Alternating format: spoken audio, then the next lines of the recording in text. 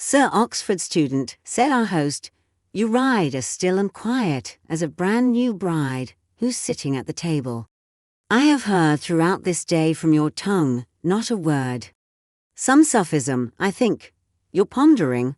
But Solomon said, a time for everything. For God's sake, can't you be of better cheer? Now's not the time to do your studies here. Tell us a story, by your faith, that's merry. When one joins in a game, he mustn't vary from that game's rules, to which he gave assent.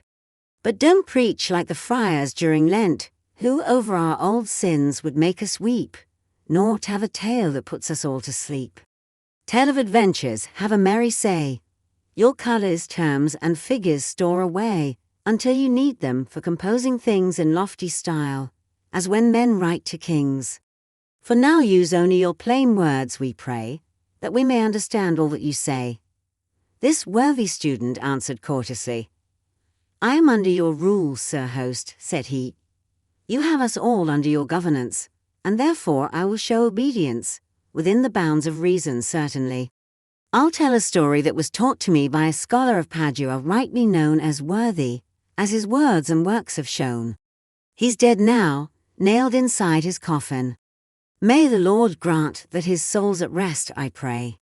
Named Francis Petrarch, poet laureate, this scholar's sweetest rhetoric has set all Italy alight by poetry, as did Legnano with philosophy and law, and certain other arts as well.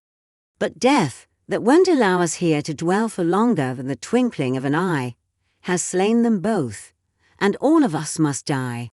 But telling further of this worthy man, who taught to me this tale as I began, he first composed in high style, I should note, before the body of his tale he wrote, an introduction in which Petrarch speaks of Piedmont, of Saluzzo, and those peaks the Apennines, which so majestically comprise the border of West Lombardy. Especially he speaks of Mount Viso, the place at which the river known as Po originates, a little spring its source, and keeps on going on its eastward course. Emilia Ferrera, Venice too. It would take too long to describe to you. And truthfully to speak, I do not sense that it's a matter that's of relevance, save that he had to preface things somehow. But here's his tale, you may hear it now.